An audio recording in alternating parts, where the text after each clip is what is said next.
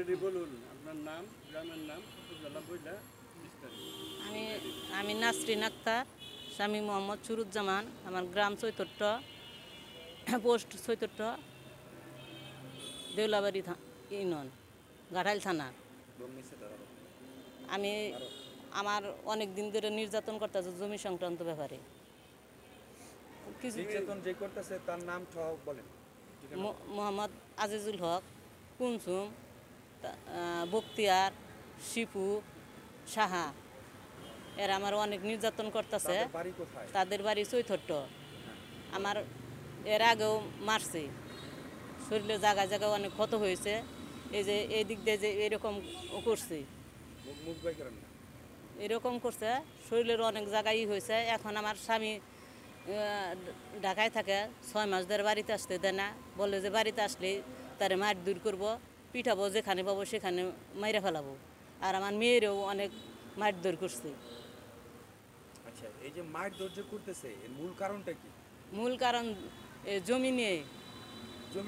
জমি কি করছেন আপনি? জমি কিনেছেন? আমি জমি কিনছি, সেই জমি না তারা বলে যে আমরা জোর করে দলিল করে নিছি, তারা বিক্রি করে নাই। এই কথা বলে এই কথা বলে আবার গাছ আছে, গাছ বিক্রি করি, তারা যায় গাছ ঠেক দেয়, গাছ বিক্রি করতে দেয় না। এ বিষয়ে কি কোনো অভিযোগ করছেন না পুলিশ প্রশাসনের কাছে? না না না, এ পর্যন্ত নির্যাতন যে করতেছে আমি খালি সহ্য করেই গেছি।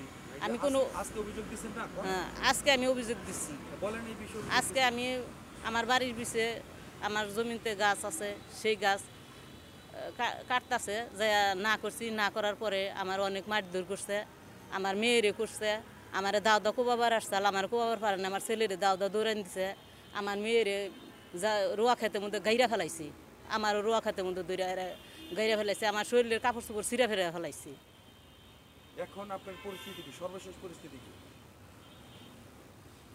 যাইতে পারতেছেন কি না? এখন এরকম সহ্য করবার না পাই আমি এই যে থানায় আসছি অভিযোগ দেওয়ার জন্য। অভিযোগ করছেন? জি, বলেন অভিযোগ করছি। আমি অভিযোগ করছি। তাহলে আমি প্রশাসনের কাছে দাবি কি? আমি প্রশাসনের কাছে আমার ন্যায় বিচার চাই।